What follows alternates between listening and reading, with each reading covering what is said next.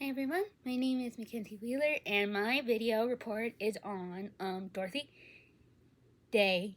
So my name is Dorothy Day and I was born November 8, 1897 in Brooklyn, New York. I am the third of 5 children, so there were 5 of us and I was the third out of those 5 children, so I was like the middle child as the third child, and I was also born into a very comfortable home. And at the time of my birth, my father, John Day,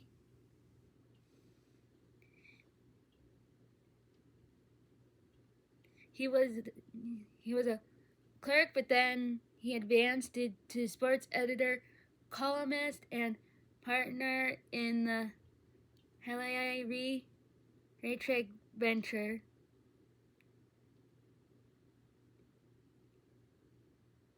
And later in my life, during the retros periods, my family employed a domestic servant, and then I reared in a Protestant churches. My family was not regular churchgoers when I was growing up with my siblings, and on my own initiative, I was baptized into the Episcopal Church as a teenager. And then shortly after I started school, my family moved across the continent to the San Francisco Bay Area, where my father accepted a position as sports editor at one of the city's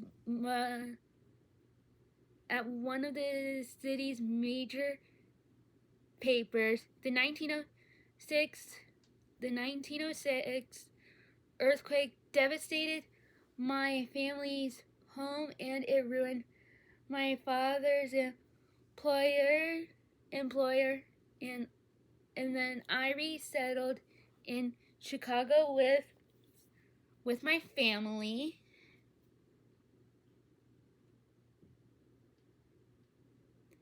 And then my family and we experienced an unaccustomed poverty.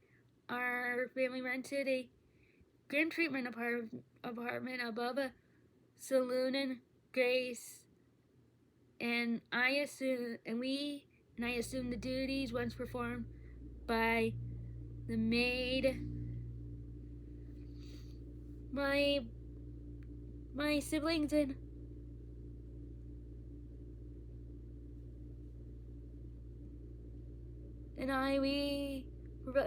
there was a lot of neighborhood problems, and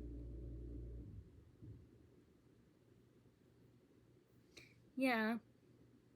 So at the age of 18, I was armed with a thin portfolio of writings from small town newspapers. I then became a reporter despite of my father's edict that women had belonged at home. And I was hired as a lowly feature writer by a New York-based socialist daily. It was called The Call, and I wrote vividly about women workers, a series that was much admired by the reform-minded Russell Sage Foundation. Soon, the call was sent to me to cover strikes, riots, birth control activities, and the peace movement. So between 1918 and 1920, for a period of drift, I fell in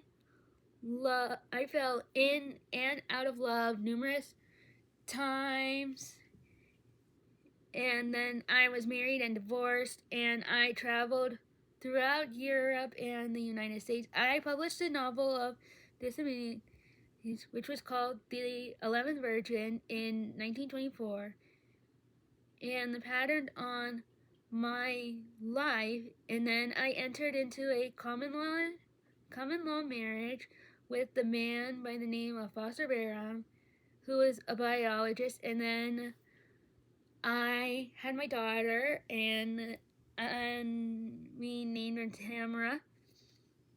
My search for self-purpose led me into the Roman Catholic Church in 1927, which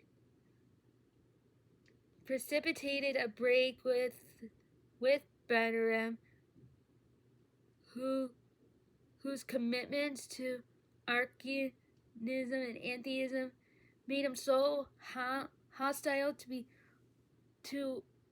be an organized religion. I tried to maintain my friendships with the radicals, and for a few years I sought work within the radical movement.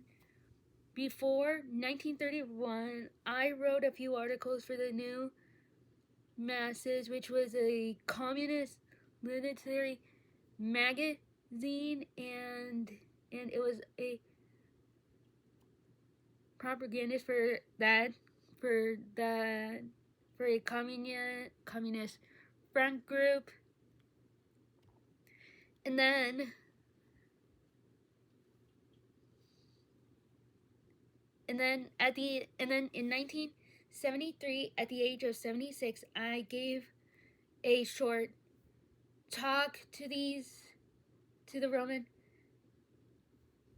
Catholic schools, and it was just so amazing to tell them about my life and what I had been going through, and it was just so amazing to tell my story. And shortly after I gave this talk, I suffered from a heart attack, and I died early evening on November 29, 1980, with my daughter by my side in New York City. And that's it. That's my video report. I hope you guys enjoy it, and yeah, signing off.